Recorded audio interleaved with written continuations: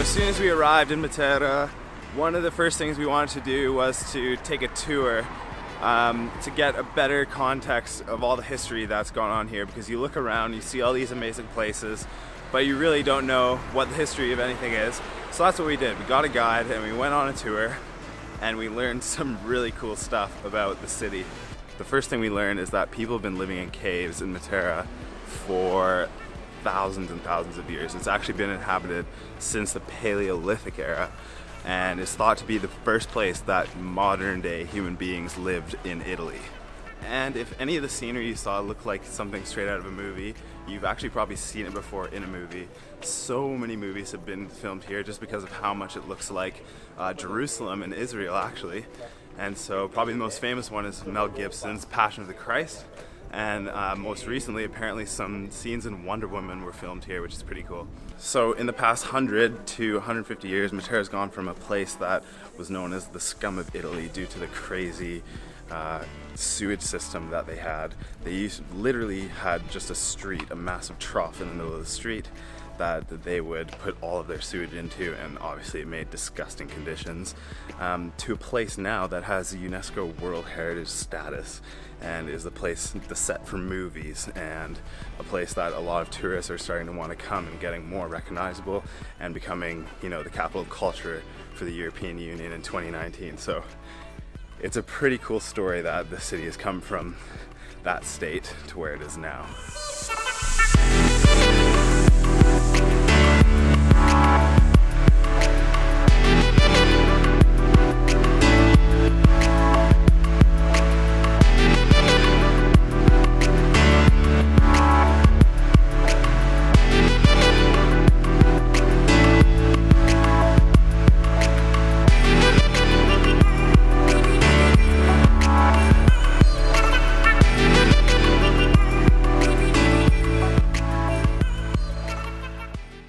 Welcome to day 2 of Matera, everyone. We woke up bright and early this morning and started the day off like classic Italians. We went to a bakery and I got some fresh bread and some cream-filled donut type thing. It was absolutely amazing. Then we had our little espresso, and I actually liked adjusting to how Italians do their coffee, just like a little espresso, ditching the Americano, and just kind of enjoying that pure coffee. It's really nice, actually. And after that, just had some breakfast, packed up our room, our Airbnb, and now we're exploring Matera for another day. So over the past day, in some of the shots I've been showing you guys, you've probably seen some cranes or some scaffolding around, and there's actually quite a bit of construction going on right now in Matera because of the new status they're gaining for 2019 European Capital of Culture. So if I were you and you're planning on coming to Italy, or if you want to come to Italy and you want to come to Matera, I'd probably do it in the next year and a half before 2019, because you know that like Lonely Planet's going to get a hold of it and put it in its like top 10 places to visit in 2019 and all that kind of stuff, and it's just going to blow up with tourists, and it's going to become impossible to walk around and find quiet spots like you can now. So my opinion is to get here while you can, while it's still quiet and off the beaten path. So some more facts about Matera for you guys. It is recognized as the 3rd oldest continuously populated place in the world, behind Aleppo and Jericho. So for the past 9 or 10,000 years, someone has always lived here, whether it be, you know, the cavemen or all the way to today, kind of modern Italy. And over here is a regional park, so I think in Canada or New Zealand it'd be similar to a provincial park, so not quite a national park, but a provincial park where the very first caves were. I'll show you guys some close-up shots. So the first caves, the first people who settled in this area lived over there, and now it's all protected, national park. They do you know, a lot of archaeology. They find dinosaur bones and human remains as well over there.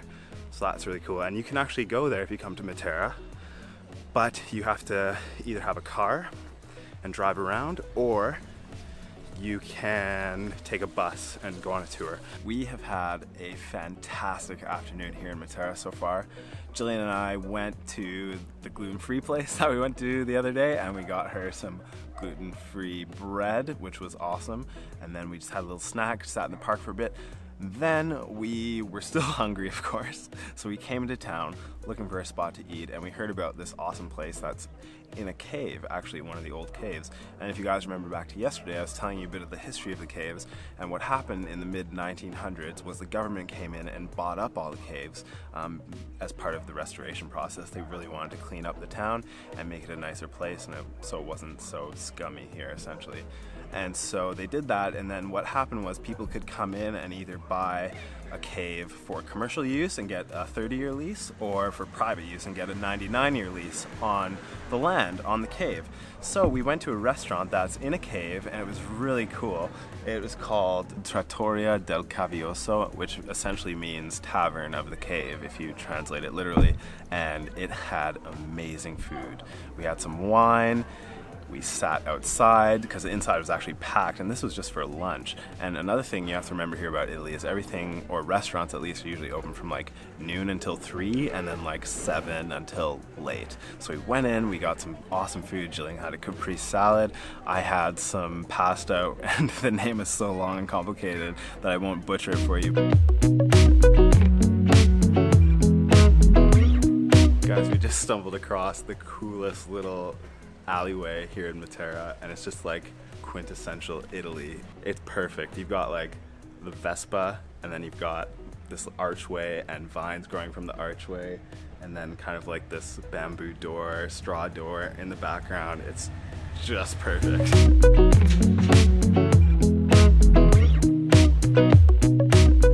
So even the bathrooms here in Matera are built in a cave. Pretty much anything under like what is ground level, the main level of the city, is built in a cave underground. And that's because historically the caves were here first, and then after kind of the rebuild and stuff happening throughout the 90s, all of this other stuff was built on top of the cave. So pretty cool. You can see behind me here there is an entrance into the cave system as well. So yeah, just a really cool place. We have officially left Italian soil. We are on the ferry. We're here in our cabin on our way to our next destination. We are headed to Croatia for the next 9 or 10 days. Super excited for that, but Italy has just been so good to us. For such a small country, it's so diverse, and there's so much different stuff to see. You know, we went all the way from Milan and the Dolomites in the north, all the way to Tropea and Matera in the south, and we saw so many different things in between. So thanks a lot, guys, for joining us on the journey. If this is the first episode you've seen of the Italy series, make sure you go back and watch the other ones. We did a lot of cool stuff along the way over the past couple of weeks, so make sure you go check that out. Next time you guys see me, we will be in Dubrovnik, and we're really, really looking forward to it. So until then, don't be afraid to take the path less traveled.